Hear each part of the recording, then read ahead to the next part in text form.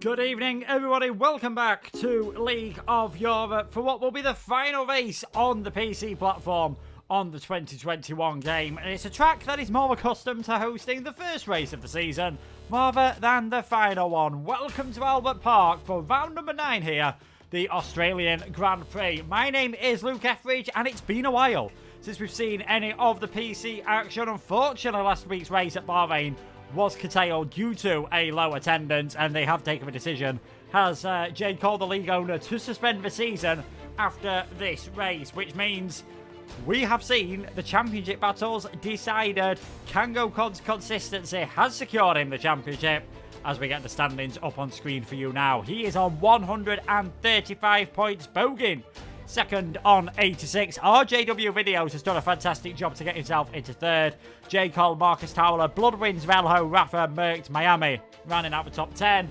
And there you can see Cortalondi, Black Panther, Alec, Petter, Kasu, Stiperones, and off the chart that you can't see right about now. I believe there is a few more drivers. We have got Sven, Lucky Finger, Morgan Ball, Matthias, Jake Finch, and James. The rest of the drivers who have scored points, and I'm sure they'll all be hoping to end the season on the high at the Albert Park circuit. One we've not seen for a while in real life, in reality, of course, because of the COVID pandemic. 2019 was the last time we saw an Australian Grand Prix with the infamous "to whom it may concern" message. Valtteri Bottas claiming probably his most dominant victory in Formula 1 that weekend. We'll have a quick look at the track map in question then for tonight. 5.303 kilometres, 3.295 miles, 10 turns to the right, 6 to the left, 3 DRS zones with 2 detection points, and it is that one down towards turn number 1, possibly into turn 3, where we will probably see, I reckon, the majority of the overtaking. It is going to be hard to overtake at some of the other points on the circuits. Hopefully we won't be too far away from getting the session going, of course. Everyone, as I'm sure you're familiar with by now, the standard league racing fare. 18 minutes of qualifying and a 50% distance race, 29 laps it is going to be. And it is going to be a very important qualifying session indeed. Australia, technically a street circuit, so not the easiest to pass on whatsoever. Definitely a difficult circuit to make any moves on. We've already spoken about how important DRS is going to be around here. It was the first ever circuit that we saw DRS being used in a race situation back in 2011. 2011 Australian Grand Prix being won on that occasion by Sebastian Vettel. Hopefully we get a bit of a closer race tonight than what we got back then. Hopefully we do get ourselves some top-notch action here. I can tell you the drivers are now readying up, so we shouldn't be far away from getting this going. We say hello to Black Panther in the chat. Hopefully, hope you're enjoying yourself. Hope you're, I didn't think you were going to make it tonight, but you are here. So yeah, glad you're here tonight. Hopefully we do get, as we've said, some fantastic action. Let us know who you think is going to end up taking the victory. Is there anyone you're particularly thinking has got a brilliant chance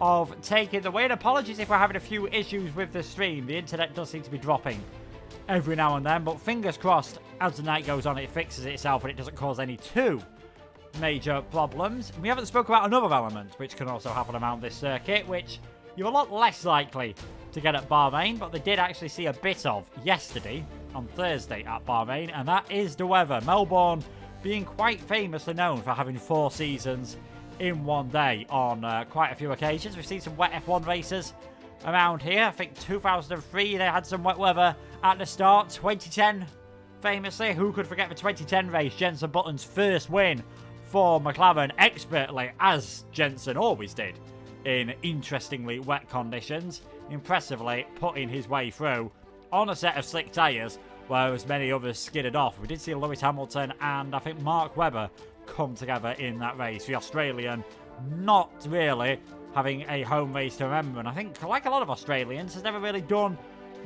too well at his home track. Let's not forget Daniel Ricciardo did get a podium back in 2014, right up until he got taken off him as being the first ever victim of the fuel flow regulation. So he'll be hoping, well, everyone will be hoping tonight that they don't run afoul of any fuel, any tyre issues, or any other problems. But I can tell you that qualifying is underway, so let's head out there. Looking very overcast at the moment here in Melbourne. We did warn you about the multiple seasons in one day, and it is going to be Velo who's the first man then to make his way onto the circuit in the Williams. This Albert Park track we've already mentioned, first used in 1996, took over from Adelaide, which hosted 11 Australian Grand Prix from 85 to 95, and traditionally this was the first race of the season. It won't be this year in 2022, wouldn't have been last year in 2021 if it wasn't for COVID, but the only times we saw Australia on the calendar when it wasn't the first race, 2006 as they moved it to coincide with the Commonwealth Games, and 2010 where Bahrain got the honour of hosting that first race of the season. So Velo looks like he's going to be the first man then to set a flying lap, and I think knowing that the championship's over just allows the drivers to relax a bit tonight. They've not got that pressure to worry about fighting for a situation. Everyone can just go out there, almost treat this like a social race. Just treat it as a social race. Try some different things. Get some practice in for the PlayStation tiers for some of these drivers. I know RJW Videos doing quite well in Division 3 on the PlayStation platform. Definitely doing better than what I'll be doing tomorrow in Division 5. I can tell you that. But let's go on board with Velo then for a lap around this Albert Park circuit. You can just see the slight dip downhill towards the chicane into turn number 1. A fast right and left-hander, and straight away he has invalidated that lap. So we're not going to follow him round. We're going to see if J. Cole can keep it cleaner through those first couple of corners. Hanging it over to the right-hand side. You begin to the drift to the left, the scene of that horrific accident of Alonso and Gutierrez in 2016. Heavy braking for turn number 3. Very easy to go deep there. Turn number 4, you see J. Cole actually losing it on the rear. On entry there, just snatching a rear brake through turn number 5. Be careful not to hit the curb there. And we've got another chicane, 6 and 7, to finish off the first sector here at Albert Park. Flat out through the long right-hander of turn number 8. 9 and 10. Again, another medium speed chicane where you're not really going to see any overtaking. And of course, that part of the track has changed for 2022. That chicane has been removed, and they've made some changes to the final sector to try and open things up. But 11 and 12, still as fearsome as ever. Still that curb on the exit, ready to betray anyone who gets it wrong. Let's not forget Timo Glock had a huge accident there without actually hitting a wall in 2008 as he made his full-time Formula 1 debut. Just coming through this twisty final few corners now into turn number 14. Braking hard for 15. You can see drivers getting surprised by a send down the inside into there, and then just feathering the throttle as you come through the final corner, getting on the power as early as possible. And what's it going to be for J. Cole as he heads towards the line? 1:22.420 the first time in this qualifying session, but he has done that, of course, on a set of the medium tyres, as has Miami set his time on the mediums. We're yet to see what anyone can do on a set of the softs, and I think this could definitely be maybe a bit of a favourite for tonight's race. Marcus Towler, very quick driver indeed. If it wasn't for, you know, a bit of a mix-up with his Challengers submission, could well have been racing in Challengers on the PlayStation platform, but has now made a full-time move to PC. Definitely one to watch for the future. So we'll see what he's like on this soft run. Expect him to be heading towards the top of the order. The man that is 5th in the championship at the moment. 2 podiums in the last 2 races he's finished in. A 2nd in Austria and a 3rd in Britain. As XL Dan goes fastest on what I believe is his first race of the season on a 1:21.471. Just proving the point. The Red Bull tyres are going to be the one to be on for qualifying. It's just in the race, a lot of drivers will want to go for that alternate strategy, knowing that you've got a great opportunity of getting in the top 10, even on a set of mediums, with that reduced grid tonight. So it does add an extra element in. And this is the last game we'll be talking about alternate strategy, because this weekend we're going to see the new rule in Formula 1 where everyone gets a free tyre choice, which I think will cause a few less surprises in qualifying. It's probably better news for those teams that normally qualify on the 4th or 5th row of the grid. They shouldn't find themselves getting in as much trouble, as I think we've had our first victim of turn number 12, and that is quite a long way down from turn number 12 where he has gone off circuit. Alec has had a massive crash there. And we'll have a look if we can see this car, as we've got some more support from Max Johnson in the chat, and you can just see there, yeah, well off to the left-hand side, so that has not gone well for him. Let's see what Max is doing then on this lap. Let's follow him on board on that set of soft tyres. It is Marcus Towler fastest at the moment on a 1:21.0. Dan in second on a 1:21.4. J. Cole, he'll be happy with that lap. A second run on the mediums, improving to a 1:22.0. Suggests he's going to have plenty of pace, and he's a man who's in great form at the moment. Can still mathematically finish second in the championship tonight. Bogan on 86 points. He's not here. RJW Videos is on 74. J. Cole on 65. So a win Could get J. Cole second in the championship, but he's good. Ideally, if he beats RJW videos, he has got a chance of a top 3.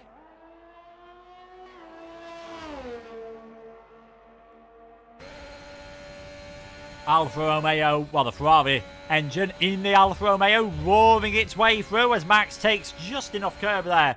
Coming through 11 and 12. Yellow flag is just an Aston Martin of J. Cole getting well out of the way, slowing down. Max's first race we've seen him in this season, reserving for the Alfa Romeo for the final race. And let's see what time this is going to be. I think from the fan favourite for tonight. Johnson round the final corner. Then DRS opening on that Alfa Romeo. Amazes me how much downforce these cars have got, and they're able to open the DRS as they're still travelling around the corner. And that is a very good first run from the debutant. 1:21.160. 0.111 seconds off of what we've seen Marcus Towler do at the moment. So that is a pretty good benchmark from Marcus. Max getting fairly close. Dan perhaps not quite getting as close. I think that could inspire a few more drivers to maybe head out on a set of soft tyres. Velo's come out on a set of softs, so Dan re-entering circuit on a set of soft. Stiperone's heading onto soft tyres as well. He equalled his best result of the season last time out at Saudi Arabia. Despite not putting a setup on, he was still very pleased with the performance that he put in, finishing in 8th place there. And again, an opportunity for some of these lower drivers to really test themselves, really see what they can do. Obviously, on this platform, how many of these race on the PlayStation, I'm not quite so sure. And it's good just to get some miles in for other leagues as well. Maybe just change things to your setup and see what kind of runs you can get in. Velo, well, he started the season pretty well. 6th, 2nd and 4th in the first 3 races. Really looked as though he was going to be one of those drivers challenging for victories. Since then, though, 11th in Austria, a couple of DNFs in Monaco and Silverstone, and a 5th in Saudi Arabia. Really hasn't gone to plan. Saudi was sort of a return to form. Did get involved in a bit of controversy, a bit of damage in that race, really costing him. Well, that's a good first sector so far. Sub 27 seconds by quite some margin. 26.7 from Wello, so we'll watch the rest of this lap with great interest. He's got Rafa just ahead of him, who should dive out of the way on those soft tyres to avoid holding anyone up. Just sticks to the outside there. Definitely not any hold up there, so nothing for him to worry about. And this turn 11-12 is a fearsome corner. So many drivers, myself included, going back to, God, I think going back as long as F1 games have been under Codemasters. I definitely remember doing it on some of the early PlayStation 3 ones. Not sure about earlier than that. Very easy to spin it on that corner. Would not be surprised if we see some do that in the race. We've seen Alec do it already in qualifying, and that will catch a few of these drivers out. So they've always got to be careful. And Velo not being careful coming out of that final corner. He has invalidated, and it would have been a really decent run as well. Would have put him into 2nd place. And doing it that late on, of course, means you've invalidated your next one.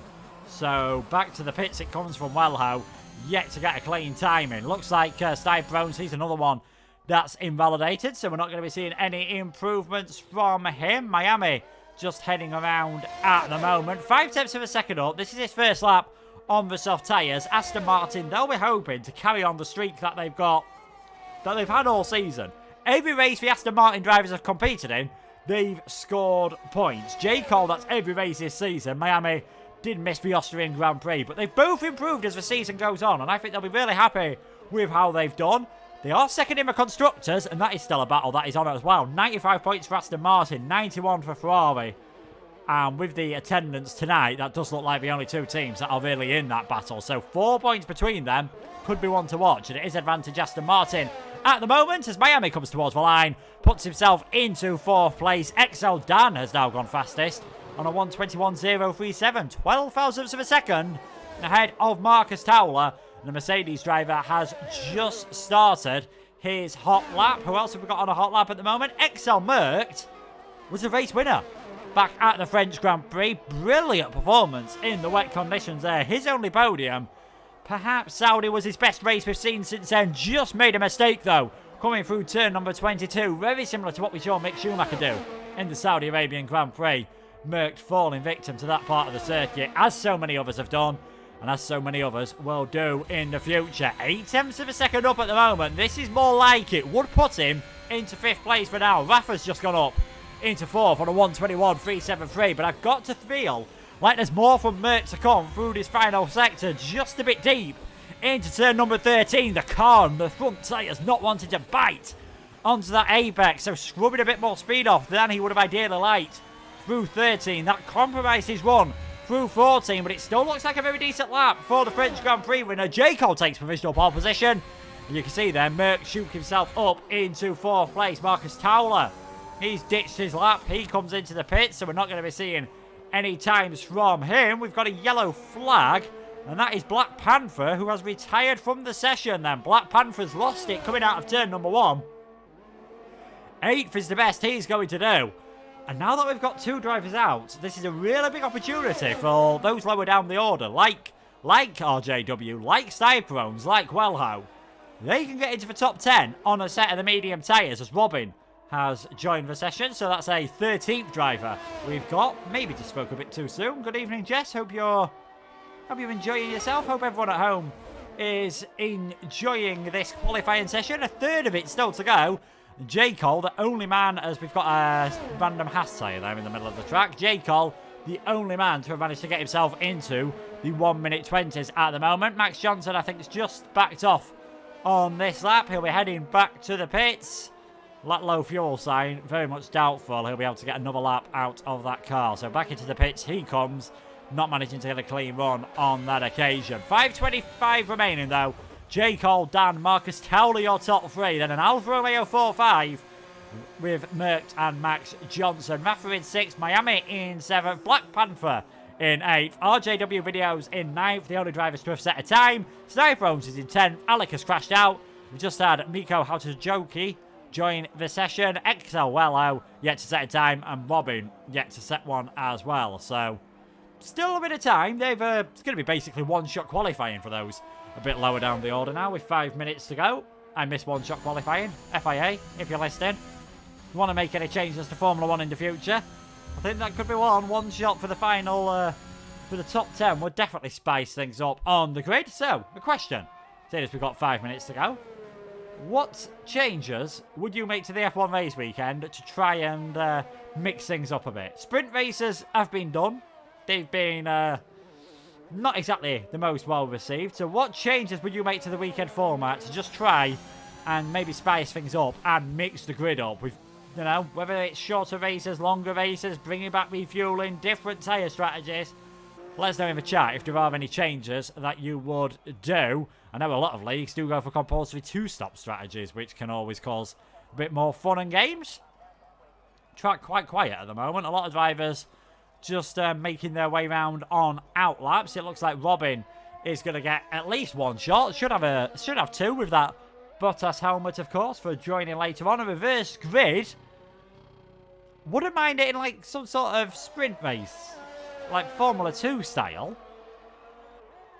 But I think we all know, unfortunately, that'll never get past the top teams. And we'd see all sorts of chaos of teams trying to qualify a bit slower. They'd be very sneaky, I feel, in a full qualifying session, as Robin taking a very interesting line there. I seem to remember Bottas taking that line in 2018, and it ended up with him wiping all 4 corners off of the Mercedes in what was quite a tough start to the season for Bottas, and this has been quite a tough lap so far for Robin. He's not really got his mojo going. Perhaps joining a bit late on has affected him. He's invalidated that lap, so we'll still have a chance to get some in later. Raffer, he's had a podium this season, has Raffer. Let's not forget, round number 1 of the season at the San Marino Grand Prix. Didn't get a podium initially, but did manage to get a 5-second penalty for getting hit under the safety car removed.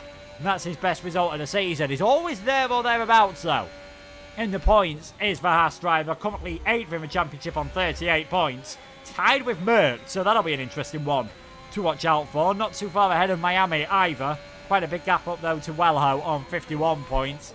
He's not got quite a big gap to his fastest time in this session, though. 6 thousandths of a second up, and he's the second Haas to find the wall coming out of turn 12. Thankfully for him, goes in backwards. Thankfully for him, I think the ghosting was working then. If it wasn't, we could have had an almighty shunt. But Raffer, very lucky to avoid getting any substantial damage to his car there. Surely there's some damage to the rear. That could well be it for his qualifying session. Game over. I think those tyres be resembling 50p pieces at this moment in time as Miami. He loses it through the final corner. Just a bit bit over optimistic on the throttle, and that is a very awkward place to be parked with various cars trying to make their way around on the circuit. You can just see the Alpine there of Styprones getting his way around. He's trying to get this done. Not exactly covering himself with glory there, Miami, but he has managed to get going again. But that is qualifying over for him with 1 minute 40 to go. He's not got enough fuel to set many more laps, so they're finding it tough at the moment. The sun's starting to come out in in Melbourne. Getting my cities beginning with M and M mixed up here. Well, yeah, Miami finding it tough. Rafa probably one of the luckiest escapes I've ever seen on a Formula 1 game. That was an almighty shunt into the wall. I'm not quite sure how he managed to get away without serious damage to his car. Robin, what's he going to be like on his final, well, his only run in this qualifying session with just over a minute remaining. Coming through turn number 15 now. Can he keep it tight to the left-hand side of the circuit to get that best possible one through turn number 16? Looks like he's on the pad, judging by them steering movements, so always going to be a bit tougher for him, and he does go into 8th place now on that set of these soft tyres. Who else have we got nearing the end of their lap at the moment? Sniperones, he's in the final sector, yet to set a run.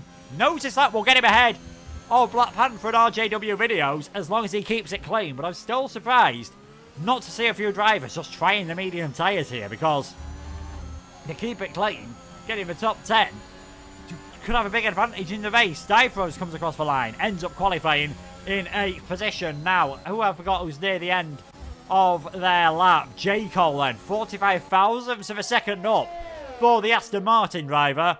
What is he going to do? Checkered flag will be flying very shortly, and again finds a bit more time, but unfortunately for him, he's found it by going off the track limits. J. Cole has invalidated, so we're not going to see any improvements from him. Marcus Towler's 88 thousandths of a second up at the moment. Dan's 2 tenths up. He's invalidated as well. Robin's had a massive crash coming through turn number 12. And the checkered flag is out in this session. So who's going to be the next one to come across the line? It will be Marcus Towler, the next man to set a valid lap then in this session. What's it going to be for the Mercedes? Coming through the final few corners now. Full commitment through 13, using all the track and a little bit more as well through turn number 14. This is looking like a decent lap from the Norwegian. He was pushing hard in the first sector. Needs to find 2 tenths of a second if he wants to take pole position, heading towards the line. What's it going to be? And it is pole for Marcus Towler. 1:20.809 for him. Mertz gets himself up into 3rd place. We've got Johnson there in 5th at the moment. Velo now shoves himself up into 3rd. So Max Johnson goes down to 6th. Can he find any more time? Gets himself back up into the top 5 RJW videos. He's backed up on this one, so perhaps one of those drivers that is tactically taking that medium tyre choice. And who can blame him? Who can blame him? I think maybe just thinking, I could have done a lap on the set of mediums. You know, just a slow lap would have got me starting in 11th. So they're both on the alternate strategy, the Ferraris. And that is going to be one to watch out for. But it is Marcus Towler who claims his first pole position in the final race of the season. And what looked like a big gap for J. Cole all of a sudden shrunk down and of course was surpassed at the end. But 4 drivers within a 10th of a second. This all bodes well for what should be a fascinating race here at Melbourne. I think we are just waiting for the final cars to make their way round. Rafa, if he retires from the session or gets back towards the pits, that should end the session for everyone. RJW videos, he now retires. 12th on the grid, not a disaster. We'll be starting on the alternate strategy. And interestingly, that Hortajoki choosing not to set a lap at all.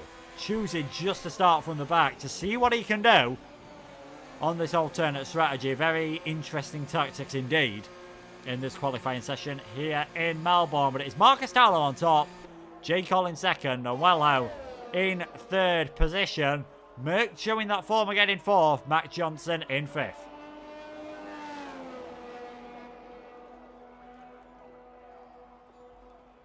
And that lap at the end from Wello, just sort of coming out of nowhere, if we're being honest. If you're effectively, a bit like what we saw from Styphons and Robin, he effectively had one-shot qualifying. He'd invalidated his first 2 runs. So to set that sort of time, suggests he had a lot of, well, maybe a bit too much confidence on his final run, or has got something in hand. So he could be another one to watch, maybe. Got a podium in round 1 of the season. Maybe we could get, well, he got podium in round 2, sorry. Maybe we could see him get a podium in the final round. But it's Marcus Towler on pole position by 58 thousandths of a second from J. Cole in second. Merckx and Welho in the opposite order to that are on the second row of the grid. Max Johnson is 5th. Exceldan in 6th. Rafa in 7th. Then it's a big gap to Miami in 8th. Cyprones and Robin rounding out the top 10. Black Panther will get a free choice of tyre starting in 11th, as well as teammate RJW Videos. And as well, Alec and Hotajoki, who did not set a time in that session. Neither of them for different reasons, though. Alec crashing out and Miko just deciding, you know what, it's not worth setting a time here. And that could well be the tactic. Starting at the back gives you a chance to avoid the chaos. Starting at the front gives you a chance to avoid the chaos. If you're in the middle of the slinky, it's all going to bunch up into turn number 1. Can see accidents. We've seen quite a few at turn number 1 here over the years. Daniel Ricciardo at the last Australian Grand Prix, his first race to Renault, losing his front wing before he'd even made it to turn number 1, going flying over a drain cover. How could we forget that moment in the 2019 race? Felipe Massa getting involved in an accident in a tough start for Ferrari in 2006. If we're talking about incidents at turn number 1, 20 years ago, Ralf Schumacher going flying on the run through turn number 1, of course, over the top of Rubens Barrichello, actually making contact with a Brazilian's helmet in what was an absolutely massive crash into turn number 1. Wiped out 8 cars. Michael Schumacher won his first of 11 races that season at that race. We saw Mark Webber get a 5th position for Minardi, a finish that was never bettered for them over their final few years in Formula 1. We also saw Toyota score their first ever point in Formula 1 with 6 positions. So there's plenty of history happening at this circuit. Plenty of, it's perhaps not too surprising that there's plenty of history, if we're being perfectly honest. First race of the season does always normally cause quite a bit of chaos, but as we've said, got to get used to the fact that tonight it is going to be the last race of the season at the famous, the historic Albert Park circuit. First used in Formula 1 back in 1996. 5.303 kilometres, 3.259 miles. Those 3 DRS zones, and it is the ones in turn number 1 and turn number 3 where you would expect to see the majority of the overtaking. Those are the tyres that everyone has gone for. And starting right at the back, he's decided to try something a bit different here.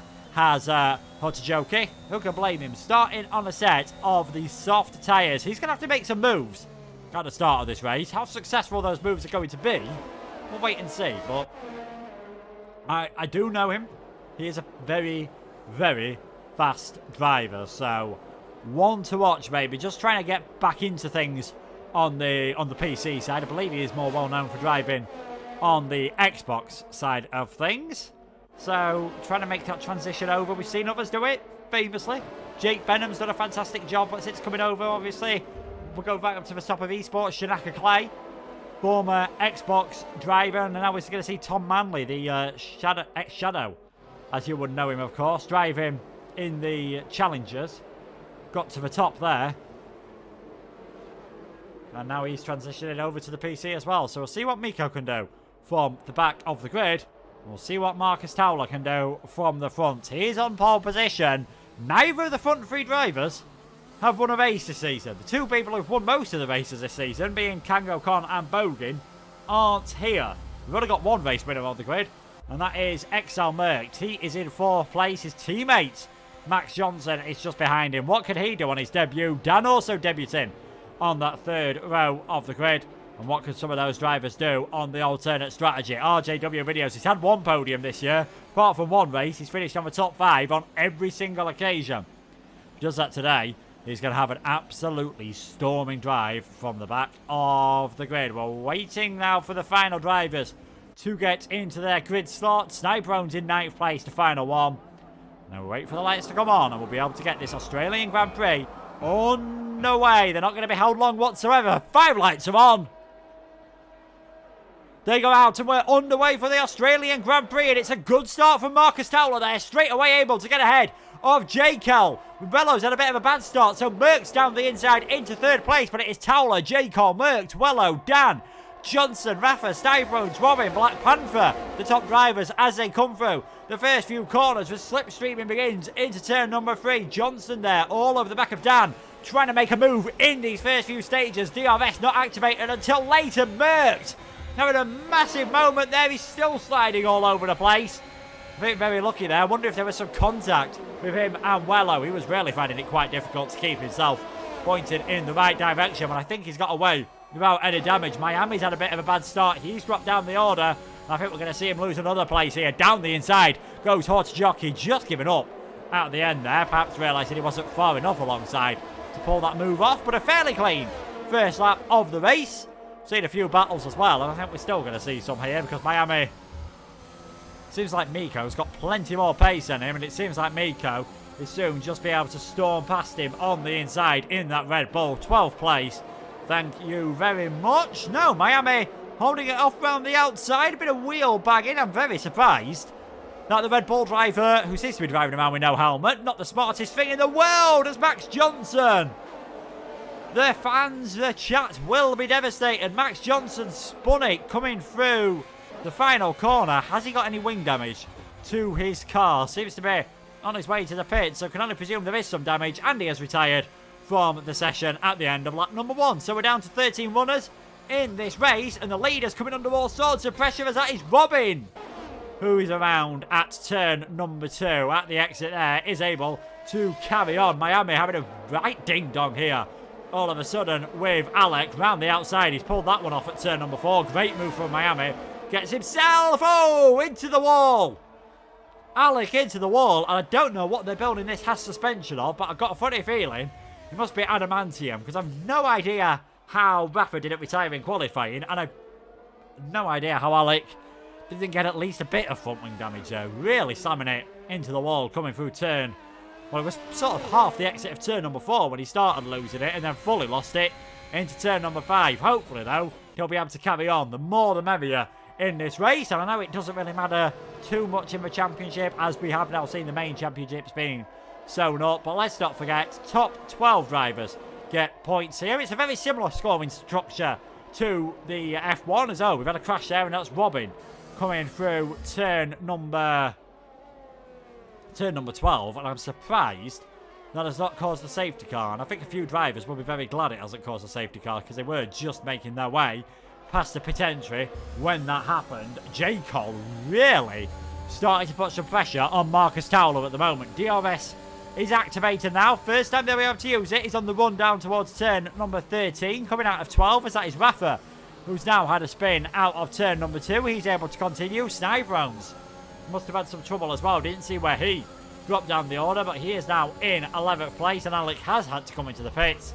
But imagine that is going to be for a new front wing. But J. Cole really putting some pressure on the Norwegian driver at the moment. Comfortably able to stay within about 2 or 3 tenths of a second. If you can do that heading into, maybe not turn number 1, it's not a heavy braking zone, but turn number 3 definitely.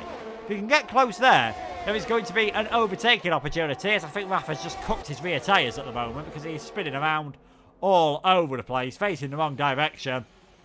And yeah, doesn't look too happy about things at the moment. Here comes J. Cole, though, down the inside into turn number 13.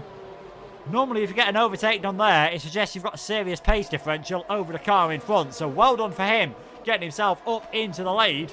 And his teammates actually dropped a place. Hortojoki able to get himself up into 7th place on this occasion. So we are seeing we're seeing plenty of moves happening. Australia's not normally known for its overtaking, but I said final race of the season, that sort of, party, social race vibes. Everyone's just relaxing. You see Miko doing the Mark Webber impression of driving around without a helmet. I imagine he's getting quite a few bugs in his eye. If my karting experience the other week said if it's a tail bike, he'll be in quite a bit of pain. At the moment, as Merckx drops down the order, he is into 5th, and the Red Bulls are just making their way up at the moment. Dan's got himself up into 4th position. Hortojoki's got himself up into 6th there. Placid Black Panther as Stiprones loses it coming through turn number 2. He's out of the race, and that is a safety car. That is our first safety car of the race, and at lap number 4. Well, he's out on the circuit, and it's a tough time for a safety car to come out if you're the leaders. You're not getting to the end of the race on a set of medium tyres from here. No way, Jose. So, do you come in for a set of hards? Do Do you come in for a set of mediums and admit you've got to stop again? Or do you stay out, continue your conventional strategy? It's something that people have got to think about now. Rafa, he's into the pits, so he's come out on a fresh set of the medium tyres after starting on the softs. 26 laps on those, I still think is going to be quite a task indeed. There may well be another safety car in this race. Safety cars can breed safety cars. There's the Aston Martin on the right-hand side of the track as we're looking at it. Drivers left, just parked up, and yeah, unsurprisingly, I think perhaps most of the leaders are going to make their way into the pits. There's enough of a gap so no one has to bother double stacking here, and it is going to be, it's a mixture of tyres. It's mediums going on Marcus Towler. It is hards going on the Aston Martin of J. Cole. Hards for Dan as well. This split, very interesting indeed. Race leader on a set of hard tyres can comfortably get towards the end. The cars in second and third won't be able to. RJW has decided, after starting on the mediums, it's worth just staying on those tyres. You have got to use two separate types, so he could have come in and put the hards on and wouldn't have had to pit again, but he clearly thinks it's not worth it at this set moment in time, and early on in the race, starting on a set of mediums, I tend to agree with him. I think he's made the right choice there. Well, lap number 5 in this Australian Grand Prix, and is RJW in the lead from J. Cole, Marcus Towler, Wellho, and Dan under the safety car for our third retirement of the race. Max Johnson retired in the pits. Robin lost it at turn number 12. Somehow didn't bring out a safety car. Sniper Owens lost it coming out of turn number 2. And that is why we are under yellow flag conditions here with 25 laps to go.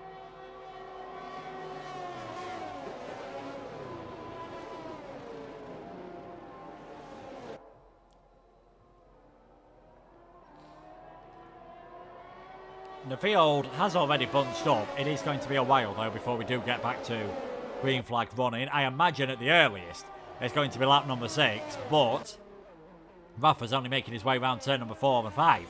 At the moment, the leaders are on their way just out of turn number 12. He should catch up in 1.5 laps. I'd expect him to be able to do that while the safety car is only doing 1 lap, but he won't be going full tilt. Might be burning a bit of fuel in this. I don't have the rich mode, of course, as I'm sure you're all aware on this game, so might be burning a bit of fuel on this occasion, but I don't think he'll really be pushing those tyres too hard, although he seems to be flying around at quite some rate of knots at the moment. His teammate has already caught up to the back of the pack, but Rafa definitely pushing it. I imagine he'll take it a bit easier through turn number 12. Doesn't want to spin the car there and extend this safety car by any significant time period. And this will be an interesting restart indeed once we get going. You'd expect the drivers who are going to have the best restart to be Marcus Towler, to be Wellho in 3rd and 4th at the moment. And well, they've got 2 ways they can do this. If they get ahead of J. Cole and RJW, they can sprint off into the distance, try to do another pit stop. It is quite a severe pit stop loss time though around the Albert Park circuit. A very tight, narrow pit lane means a very slow speed limit of only 60 kilometers per hour, I believe, 38 miles per hour, so that's something they've got to be careful of. Or they could try and just nurse those mediums towards the end. They'll still be faster, you'd expect, until around lap 18, lap 19, than to have the advantage over the hard tyres. But definitely for the final 5 laps, you'd think J. Cole's tyres will be better, you'd think Dan's tyres will be better, you'd think Black Panther and Miami's would be better. And it is intriguing that Aston Martin, they clearly think this hard tyre has to be the better strategy because they've both gone for the same.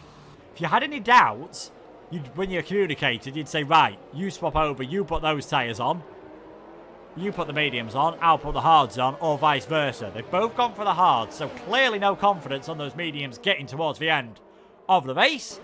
As for safety car is in this lap, and as Relentless Passes just told us, it is RJ in the lead. Only driver yet to have come into the pits. Everyone else has done a compulsory pit stop.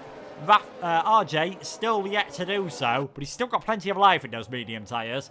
And I think for the next few laps at least, he's got a decent chance of keeping J. Cole and the rest of the pack behind him. But when does he decide to go? No overtaking, of course, until the start-finish line. That nearly caused issues in 99 when Hakkinen had reliability problems and everyone else was unsure when exactly to go, as they weren't aware the Finn was stricken in his car.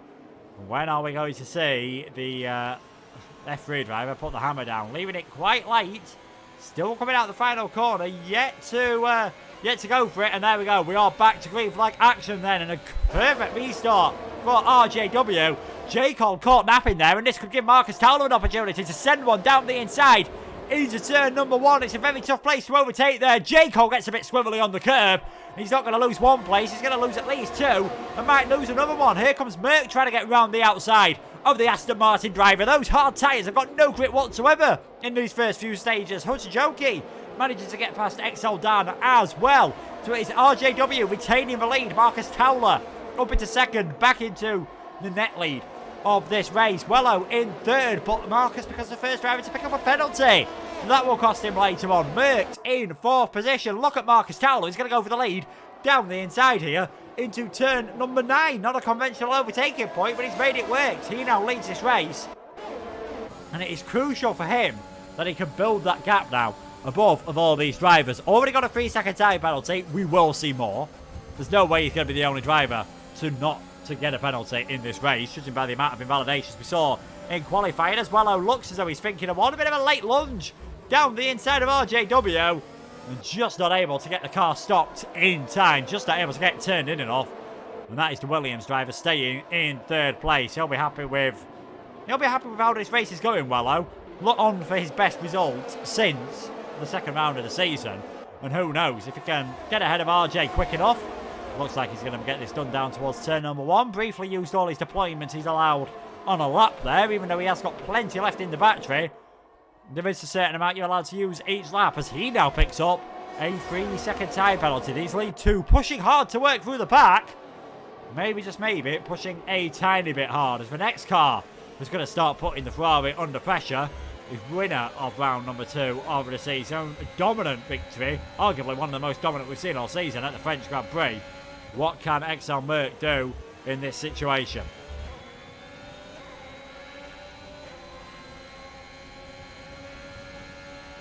Those on the hard tyres do just seem to have recovered slightly now. Lost plenty of places into the first few corners. I think RJ's restart really caught them out on the traction out of turn number 16. But J. Cole, he's still in a decent place. 2 of the cars ahead of him have penalties. One of them still has to pay, and the other one, Merckx, not been on the greatest of form, and you never know whether his tyres will last till the end of the race. As here comes Merck trying to go all the way around the outside at turn number 13. That'll be a brave one if he can pull it off. Nice driving from the Alfa Romeo driver up into 3rd place. And he's now going to work on catching those 2 leaders, because you can see already he has lost 1.6 seconds. Alec and Miami battling here. Miami sort of getting double teamed by the 2 Haasers. Alex managed to work his way through. And I think sooner rather than later, you're going to see Rafa wanting to get up the order as well. Was quick in qualifying, just hasn't come together for him in the race. DRS is enabled on this lap, but as the detection point was before the start-finish line, first time they'll be able to use it is into turn number 12. And we didn't really see too many DRS passes last time around. As Raya is, that's a bit of a late move from Rafa. Definitely thought about going down the inside there for a second. Did not think he was going to get this car stopped in time. Here's J. Cole all over the back of RJW videos. He knows he can't lunge it though, because he's got Hutajoki and Dan right up the exhaust of the Aston Martin as well. This battle for 4th, 5th, 6th and 7th at the moment. Ferrari, man, you've got to say, just not with the pace at this moment in time. Those mediums just not really giving him the purchase into the tarmac that he needs around here, and he's just seeing the front 3 drive off into the Melbourne sunset here, as Rafa has managed to get past Miami. He's managed to get past Alec as well, and that is a virtual safety car for... I've got to... is that Rafa with no front wing? Rafa has no front wing. Alec has no front wing. Answers on a postcard as to what has happened there, folks, but we have got a virtual safety car. Maybe just a bit of reprieve for RJ, who was really starting to come under pressure. But the Haas pit crew are going to be busy, ladies and gentlemen, aren't they, on this lap? They're going to be busy, boys and girls, as Rafa just about makes it into the pit lane. No Adelaide 95 for Coulthard, of course, as the VSC ends at the worst possible time, just as he is making his way down that pit lane. Marcus Towler trying to break the toe here, trying to maybe get some heat back into those tyres. And Wello not really interested in going for a move. Someone who is, though, is J. Cole. Down the inside into turn number 3.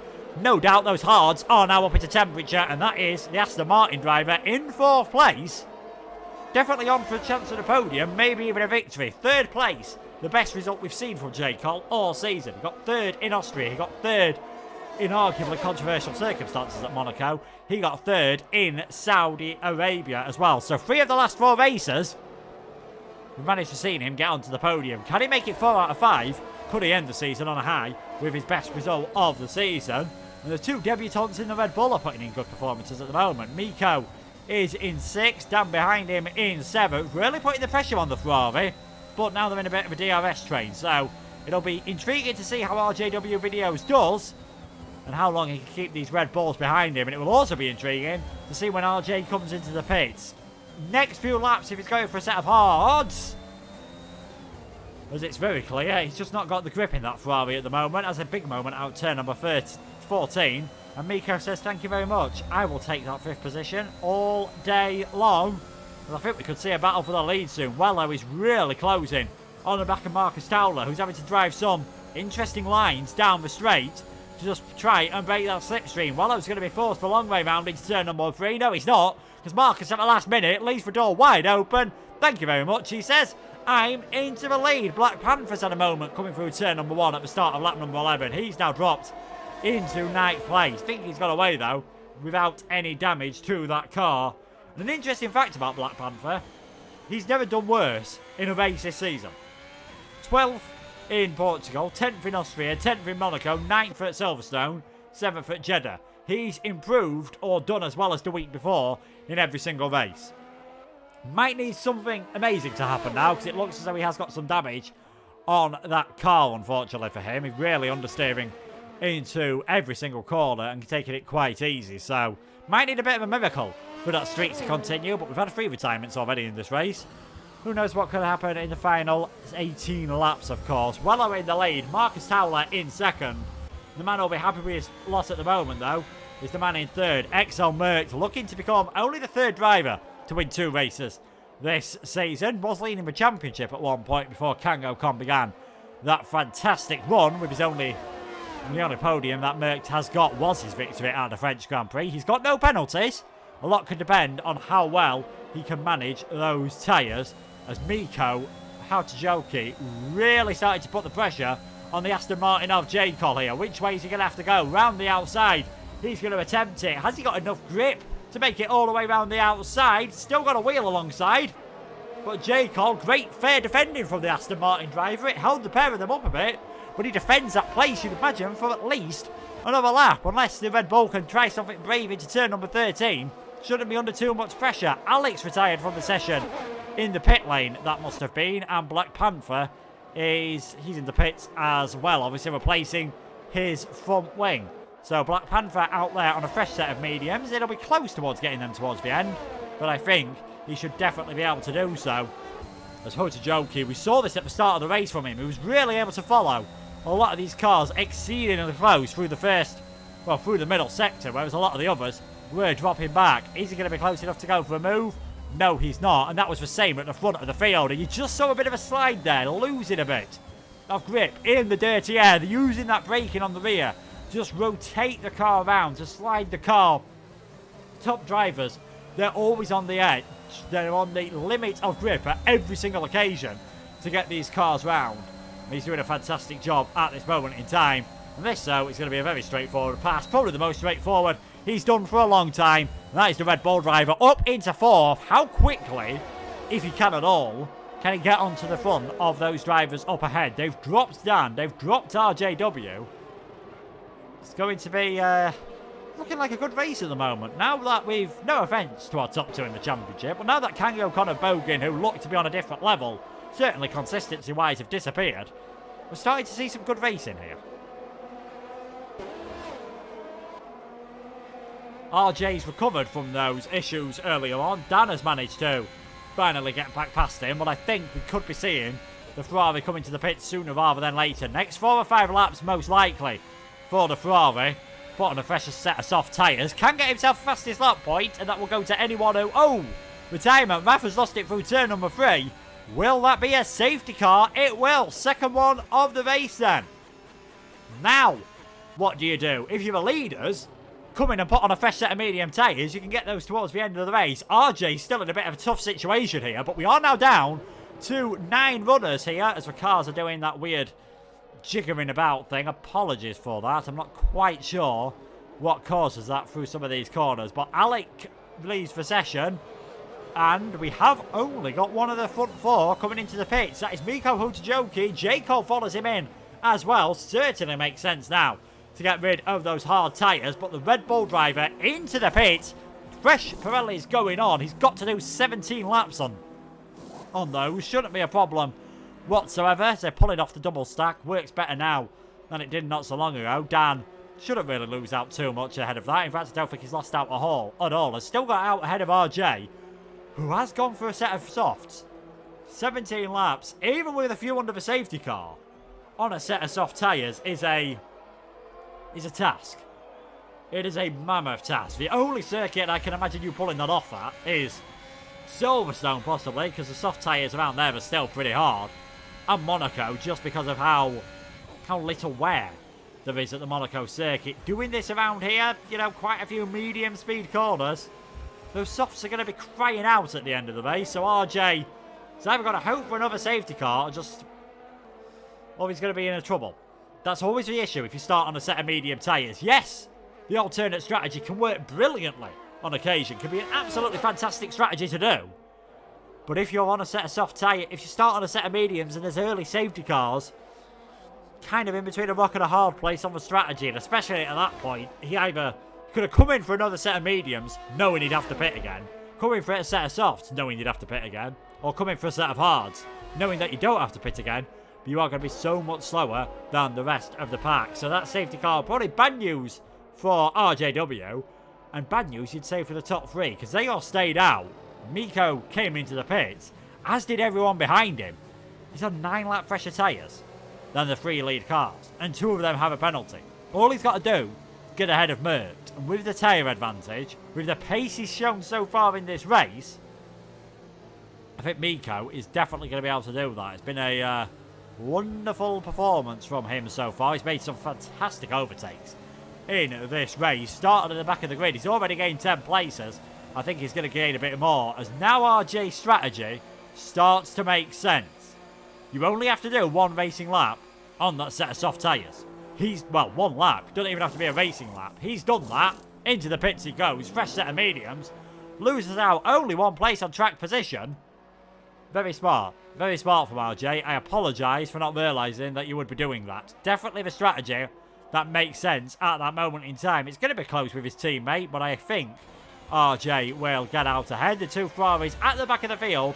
They are the 8th and 9th runners. As with 15 laps to go, we've completed 14. After this lap, they've got another 14 to complete. So we are at the halfway point of this race. It is Rello leading from Marcus Towler. They've both got penalties. XL Merckx, lead car without a penalty. But Hutajoki, lead car on a fresh set of the medium tyres. It's going to be a very intriguing final half to the final race of LOEPC.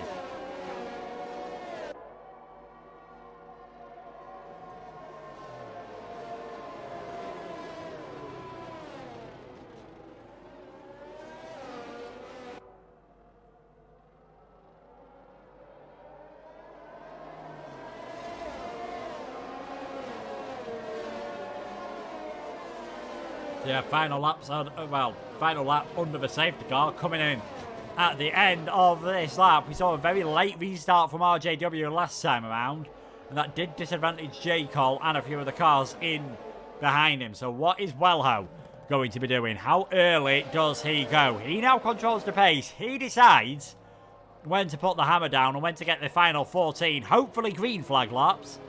I'm not counting my chickens before they hatch, because we've seen a lot of spins and a lot of near misses in this race.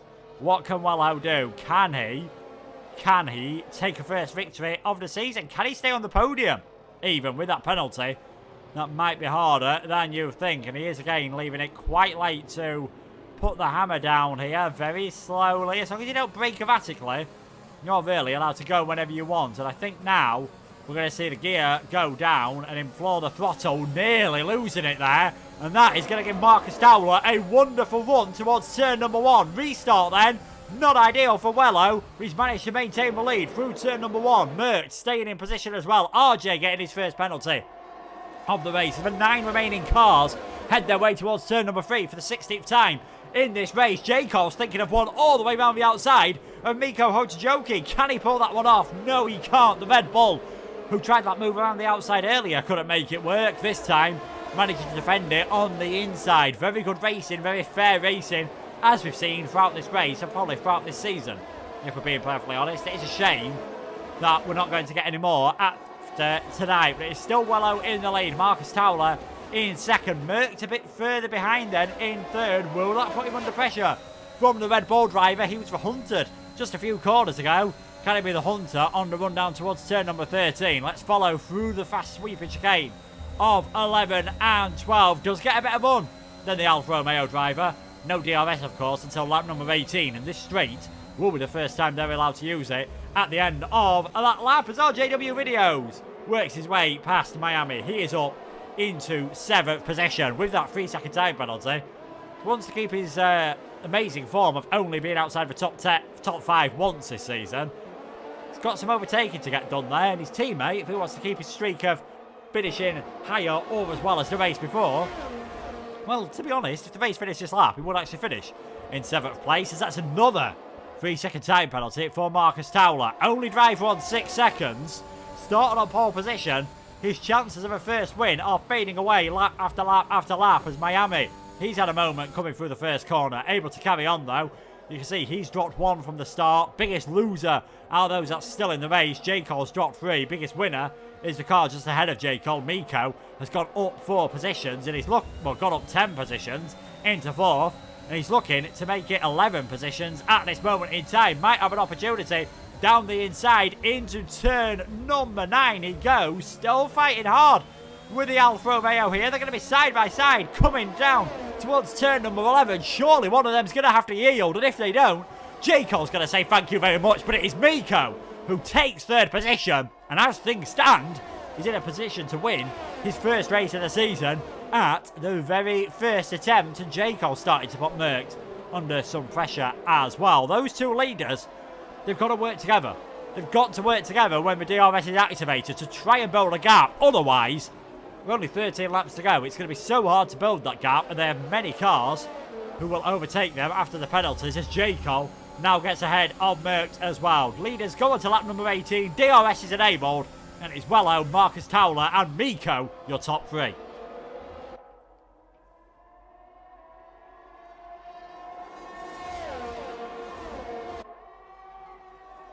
No DRS, of course, down, even though it has been enabled. The detection point is before the, I believe it is before the final corner, so no DRS down the first 2 straights. I'll get it down towards turn number 12, so that's where if you're the leader, that's where if you're Wello, you've got plenty of DRS at the moment, but maybe in the later laps, you are still leading the race. That's where you want to be saving it for, and coming out of, maybe not even coming out of the final corner, coming out of 1 and 2. It's not a heavy braking zone into turn 1 and 2 at all. We've seen a few drivers look as though they're almost going to be able to pull off a move into there and having to yield right at the death.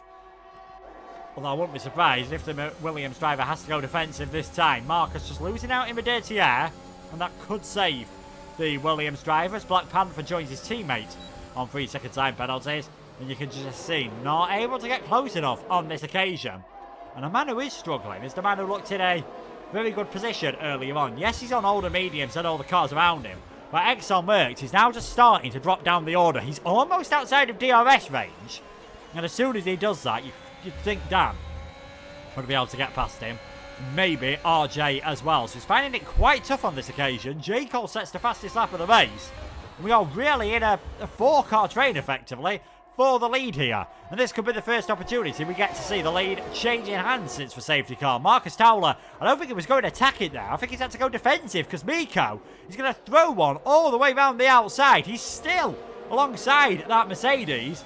Now, though, has to yield. And will that leave him vulnerable to J. Cole, who I think has just had to back off a tiny little bit. So Marcus, I think initially wasn't even bothered about attacking there. He was all about defence. There's a big moment over the same curb where Maldonado lost it in 2012, and that has left him vulnerable all of a sudden, and he is going to have a tough job defending from the Red Bull. He's still within DRS range, and that could be his saving grace with 10 and a bit laps to go of this Australian Grand Prix. He's just maintained that gap, but he has got another time penalty, as has Mikko Hotojoki. So all of a sudden, it's 10 laps to go.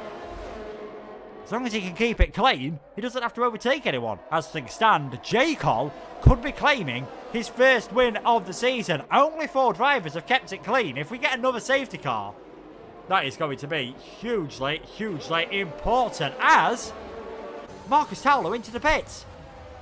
Marcus Towler clearly does not think those tyres are getting to the end, and in fact, he has retired from the race. So we are down to just 8 runners in the final race of the season. Bit of a shame, to be honest, but I think we kind of expected this. You know, it has been unfortunately, we've not had the attendance we'd have liked this season, but the drivers that are here have provided some fantastic action, and I'm sure everyone watching at home would agree with that as well. Wello now leading, Hotojoki in second place, J. Cole in third.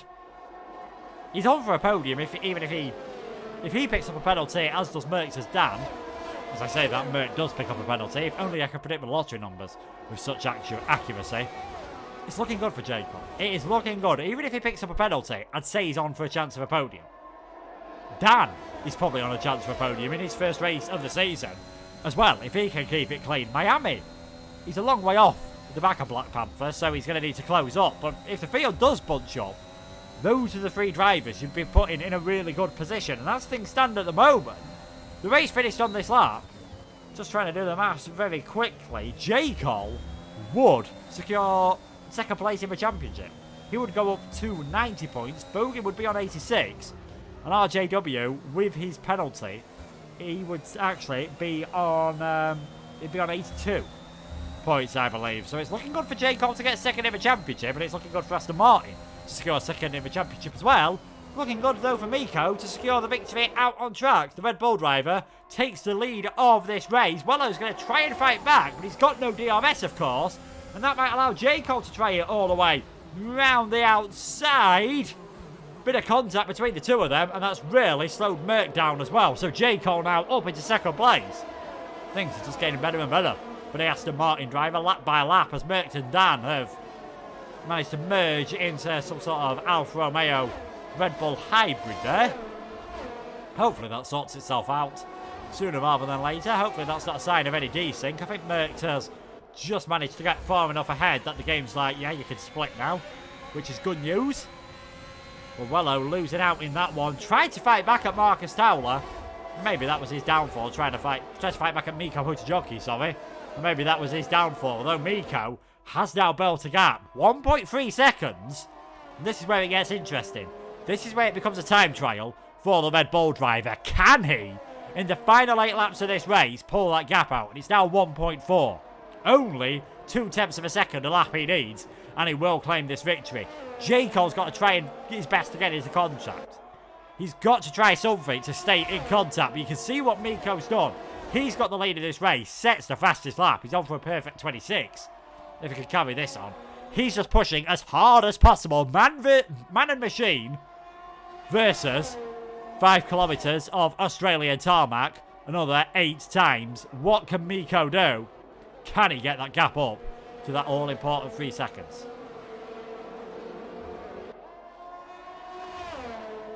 Battles that we're going to see further back. Wello staying within DRS range. We have still got a bit of a train here, these 5 cars. So any more penalties, as we flash them up, all 3 seconds for everyone at the moment. Any more penalties would again really cost some drivers. RJ, you've got a feel for him. Those 2 safety cars really probably just ruining his strategy. He's back to where he was after the second one, if we're being honest, but not really able to make that alternate strategy work. As now Mikko picks up a second 3-second time penalty. And that's the other thing. All well and good, pushing hard as possible to build up that gap. He's now got to find 4.5 seconds in 7 laps. And that is a much more difficult task. The Red Bull driver could still get a podium here, but he's picked up a second time penalty. And all J. Cole's got to do, he just knows he's got to keep it clean. He's got to try and avoid getting involved in any battles too much, but he's a racing driver. If someone comes at you, of course you're going to battle. Of course you're going to fight hard. It's only natural to want to take the victory out on track. Not a lot of VRS at the moment. Could leave him vulnerable if Wello does decide to go for a move as well. And the last thing he wants is to be getting involved in any real hard fighting where he could pick up an extra warning, where he would almost certainly lose a lot of time and could even pick up some damage. It's looking good for the Aston Martin with 7 to go. J. Cole on for, even without penalties, he's on for his best result of the season. With penalties for everyone else, he's on for a fantastic victory and a fourth podium.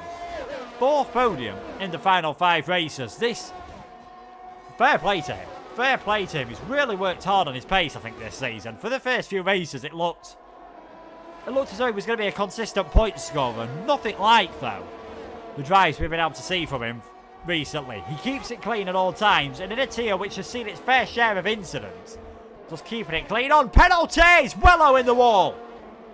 Wello in the wall, and how on earth has he been able to continue on with that one? Unsurprisingly, major front wing damage. That end plate's completely gone, so he'll be on his way into the pits. But Wello there, under no real pressure, losing the car. Very lucky not to have caused a retirement, and that still could have potentially caused a VSC or a full safety car. But he is into the pits, is the Williams driver, and it's another race where the pace was there. Just circumstances have worked against him. Hopefully, he hasn't retired yet, so that's giving me hope that he is going to stay out. I think he knows he can go on a set of soft tyres. He can maybe get a fastest lap. And who knows, if there is any late incidents, what could happen? Number 23 in the Williams. That's something we're going to see this season as Miko picks up another time penalty. He's now just driving as fast as possible. No longer does he care about the finishing position, I feel. He's just having a bit of fun out there, and who can blame him? Final race of the season. Gloves are off, helmet's off in Miko's case. You can just relax, you can just enjoy yourself. He is in the lead here, but it is looking almost certain every single lap. Looks more and more likely that J. Cole is going to take the victory. Although, this is a man who could start putting him under some pressure. Dan has got ahead of Merckx. I wonder if the Alfa Romeo, when Wello came back onto the circuit, I wonder if the Alfa Romeo picked up a tiny bit of damage in that, because he's really lost out on that lap. Still low on those older tyres. In fact, Merckx's got to be careful here. We're just looking at those front right tyres, as he seems to lag a bit all over the place. They don't look in a terrible condition at this moment in time, so I think he can easily get them towards the end of the race, but it's something he's going to have to think about here, is Merckx, because he's done, at the end of this one, he's done 20 laps on those tyres. He's still got another 4 to go on that set of mediums. They're going to be very second-hand by the end of this race. They're only going to be good for the bottom of a children's playground somewhere. Not going to be much use for patching up, and you can just see there, double lock-up on those fronts. That's not going to do them any favours whatsoever, is it? Merckx really pushing those mediums hard. Maybe just a bit too hard at the moment as he tries to stay in contact with Dan, and probably also tries to stay within 6 seconds of Miko, because if he does that, there's still an opportunity of a podium, just depending how much life, though, he has got left in those tyres for the final 5 laps of this race. Miko leading out on track by 2.2 seconds from J. Cole. He's 2 seconds ahead of the man he really needs to worry about. XL are going to get probably a 1-2-3 in this race, if we're being perfectly honest, barring any incidents from Merckx, barring any extra penalties for some of these other drivers. RJ's going to put in another good performance. Black Panther is all of a sudden going to have a better finish. Well, he's going to equal his finish from the last race, I think. 7th place last time around, so equaling that, he'll be fairly happy to keep that streak continuing, and this is why it's worth carrying on until the end, ladies and gentlemen. I always say it, don't give up. Keep on fighting towards the end. You never know what could happen. We've seen a lot of drivers have incidents. There could well be another one. Yeah, it could be Black Panther that goes off, but he could still... A podium would surprise me, but he could still get a decent result here as Merckx really closing in to the back of Dan then, using the DRS. This is the main battle out on track, and this is the one we're going to keep our eye on for the final few laps. Red Bull versus the Alfa Romeo. Not worth anything in terms of positions in the race, with Merckx having his penalty, as Wello now sets the fastest lap. But he knows he's got to try and keep within 6 seconds of Mikko Hotajoki. And at the moment, he's about 5.6 behind. So, it's getting tight. That one is going to be on tenterhooks. We'll keep that gap open to see. He knows he's got a chance of a podium. If Mikko gets another penalty, he's probably certain for a podium. If XL gets another penalty, then Hotajoki will be certain for a podium. But there's plenty to go on here. I don't know if the Red Bull drivers are communicating, and I think they're both reserves. But if they were, might just be worth Mikko saying, you know, just hold it back here a bit. You'll get a podium anyway, but if you hold it back a tiny bit, to put Merckx outside of 6 seconds, but keep yourself within it, we could end up with a 2-3. 2-3 looking possible, if not probable, as we head into the final 3 laps of the Australian Grand Prix. Hotajoki still leading, J. Cole in second, Dan in third. The Alfa Romeo of Merckx just pulling out of the slipstream there, trying to spook the Red Bull ahead of him into going for a move. You can just about see the DRS opening on the back of that Alfa Romeo. Just no grip coming through turns number 1 and 2. And the Red Bull is safe for another few laps. As long as he doesn't have to defend, I think he's fine. And Merck's probably fine, as long as he doesn't start attacking too much and costing himself lots of time. If he gets a puncture, then obviously it's certainly game over for him, and probably game over for him getting a decent amount of points, as that's a yellow flag. And that is Wello coming through 1 and 2. Clearly pushing hard under soft tyres. Nothing to really lose, apart from a bit more carbon fibre. Wello spinning out of 1 and 2. And again, credit to him for keeping it going. He's driving around on his own. Yes, the championship's over for everyone at the end of this race, but he's going to get a fastest lap point. It's proved to him what he can do. You can't really blame him for carrying on. Mikko must be kicking himself with those penalties, because he's easily built that 3-second gap that he needed to build over J. Cole. The problem is, since we spoke about that 3-second gap that he had to build, it's now 9 seconds what he has to build. And despite how good of a performance he's put in, I can't see him pulling out, 2.5 seconds, 2.8 seconds a lap for the final 2 laps. He's good, but I don't think he's that good. He's so good, in fact, that he's probably secured himself a podium, because he is now more than 6 seconds ahead of Merckx, who is really starting to put Dan under some pressure. Just can't stay close enough through 1 and 2. And that is why we're seeing some changes to this track for 2022. I don't believe, actually, any changes to 1 and 2. I think it is the final sector. 9 and 10 chicane has gone completely. The shortcut, as I used to do on some of the older games, probably before a lot of these drivers, well, definitely before a lot of them were racing. Games probably came out before some of them were born, which does make me feel a bit old, if I'm being honest. As well out into the pits again, just for another glory run on those soft tyres. They are going to get rid of the chicane we've just seen Merckx go round through 9 and 10. And they're also going to open the entry into turn number 13. So we'll follow the Alfa Romeo round, who is really starting to struggle on those tyres. They are going to open this corner up, turn 13, just to make it a bit easier for drivers to overtake. And you can just see how much Merckx is starting to struggle on the rears on that Alfa Romeo, sliding all over the place. He's only got 1 to go at the end of this one, but he's going to find it exceptionally difficult, I feel, to just end up keeping it in the right direction. 1 lap to go then, and it has been an absolutely fantastic performance from this man. Started in last place, will cross the line first out on track, but those penalties mean he will be finishing in 3rd position, as long as he doesn't pick up any more, and as long as he keeps it clean for the final couple of corners. But it has been an absolutely superb performance from him. His teammate still under maybe a tiny bit of pressure from Merckx, but I don't think that Alfa Romeo has got anywhere near the grip out of those Pirelli tyres to have any chance of effecting an overtake. Miami's been about 1 and a bit behind Black Panther for a while as well. He's been unable to close up. No penalties mean he will get himself up into 6th place. Aston Martin are going to secure 2nd in the championship, and J. Cole is going to secure 2nd in the championship as well for him, getting ahead of Bogan, who unfortunately could not make this final race. Diver could. Our championship winner can go con, but it is going to be Hotajoki coming around the final few corners. He started in last place.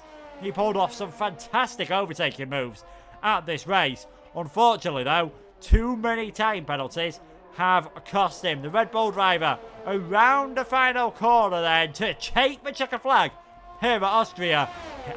He's the first man to see it, but it is J. Cole who wins at Albert Park for Aston Martin. A fantastic performance from him. Dan takes second on his debut. Miko secures fourth. Third place, it's a fourth place for Merckx. RJ will be in fifth. We'll see Black Panther match his best results in seventh place as Miami will take that sixth across the line, and Wello will be the final finisher. But your winner of the final race of the season, finally, and decides that he didn't fancy driving all the way bound back. At least he's only got a short walk to Parc Fermé from there. It is J. Cole who wins the final LOE PC race here on F1 2021.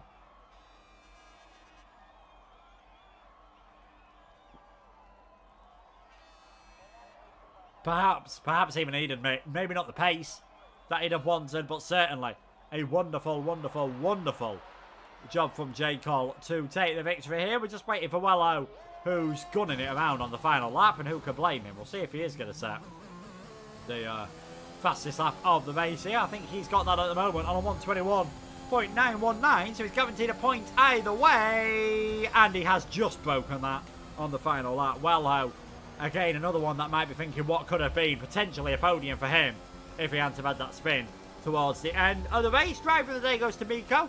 Don't think we can argue with that one. A superb performance, even with the 9 seconds of penalties. Still able to secure a podium. 2 Red Bulls on the podium, but in the middle of them, someone else who, of course, Aston Martin used to sponsor the Red Bull team. Now they're their own team, and it is J. Cole securing his and their first win of the season, and for both of them, securing second place in the championship. Here are the results then from that race. J. Cole taking the victory from second on the grid. Dan is in second. Miko last to third from him. Merckx started where he finished. Makes it sound like he had a dull race. Trust me, it was anything but. RJW, another top 5 finish for arguably the most consistent man this season. Miami in 6th. Black Panther in 7th place. Welho, 3 pit stops, kind of tells its own story. He finished in 8th, does get the fastest lap. And the retirements, Marcus Towler, Rafa, Alex, Stiperones, Robin, and Max Johnson from a race where I think the safety cars, I think it's, if we're being honest, the safety cars are where all the action happened in that race. There were quite a few moments after the safety cars where the field just spread out a bit. So, yeah, not a lot to say about that one. Final race of the season. Hopefully we can get some of the drivers in for an interview for the final race. It will be definitely worth hearing what some of them have got to say. I think it was quite enjoyable seeing the different drivers try certain strategies there, especially around the pit stops. Everyone, understandably, going for different things. Going for different things there, and it certainly has worked out for every single one of them. Just waiting to see if we can maybe tag everyone in. I'm believing this is the guy who finished in second place. He's got a slightly different name on Discord. I promise I do know what I'm doing. Yeah, let us know if there's any questions you want to ask our top 3. J. Cole, I think, will be absolutely over the moon. He's kept it clean all season, and, you know, as you saw tonight, reaping the rewards of that. And I can tell you he has joined us in the chat. It is race winner of the final race of the season, J. Cole. No better way to end the season, really, for yourself. It was only fitting, wasn't it? Let's be honest. I will take that. I'm very happy with how my pace was just in general for this race, so I'll take it. Yeah, definitely. A great job from yourself. Tell us about the first safety car restart. You were on a set of hard tyres, and it seemed like RJ going late just caught you out a bit. Yeah, so my tyres were still very cold, so it was a bit difficult to gauge when he was going to go for it. I thought I kept with him, but then Marcus got me, and then I just kind of, as I said, the cold tyres just didn't help. So I ended up dropping back to 5th. I thought everybody was going to go on hards to the end or something, but it turns out everyone went mediums, so I kind of played that one wrong. But in the end, the second safety car helped it, and yeah, happy with how it went. Yeah, certainly. And what's your aims now for F1 2021 until the end of the game cycle? Probably at least again on the PS side, Division 2. Hopefully, at least get a win. I'm hoping it'll be tomorrow. You never know.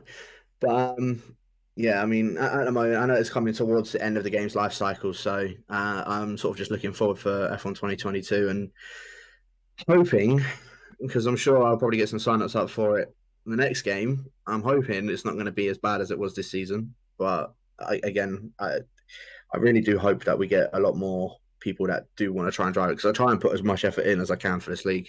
Obviously, you put in a lot of effort for coming in for comms as well, and again, I always appreciate it. And the people that do race on the regular, I understand people have commitments, but at the same time, you know, when people do sign up, at least let me know if you're not racing, rather because we've had to end that season early because of it. So it is a shame. I wanted to continue it, but in the end, I don't know. In the end, I suppose it is what it is. Hopefully, as I said, we can get something going for the next game. Yeah, well, we'll have to wait and see, of course. But congratulations on your win. I'll let you head off. Brilliant. Thanks, man. And we'll talk to the man who first across the line. Just a shame about the penalties for him. Definitely, they were superb performance, and I think we can count it as a last to first. It is Miko. Just absolutely fantastic pace from yourself tonight. Thank you. The TT setup is not good for race. I'm guessing that was that was the reason for the penalties towards the end. Were you pushing to try and see if you could break that 3-second window to J. Cole? Yeah, I tried that, but it was a bit oversteer setup. I was all over the place throughout the lap. So I was trying to push for that 3-second gap, but then I got that first, the second penalty, and then I got the third penalty. So yeah, it's a podium still. I'll take that, and we got the race on PC. So thank you for that, for the late call as well. Yeah, certainly. Of course, being I think only about 5 minutes before the race started, so didn't really get too much chance to get any practice in. And I'll ask you the same question as J. Cole. What's your aims now for the rest of F1 2021 heading into the new game in a few months' time? Well, I've still got the challenges, the esports thing going on Xbox side, so last event there. But after that, I've got no idea whether I try to drive more on PC or stay on Xbox. I've got no plans. Just have to wait and see. So best of luck with the final challenges event, and I'll let you head off. Thank you so much. That is pretty much it then for this stream, which means that is it for LOE on PC. Thank you so much, everyone that has joined me over the past couple of months or so. Really have enjoyed the racing that we've had here on the PC platform. If you want to see plenty more, though, on the PlayStation, let's not forget LOE will be continuing on there. As you can see on the calendar, right up until the end of May. They'll be racing tomorrow, Division 1, Division 3 and Division 4 at 6:30, Division 2 and Division 5 at 8:10. And then, of course, I'll be carrying on into Belgium and the rest of the calendar for the rest of the season. Thank you to J. Cole and Miko for joining me for the interviews. Thank you so much, everyone, for watching this season. And for now, goodbye.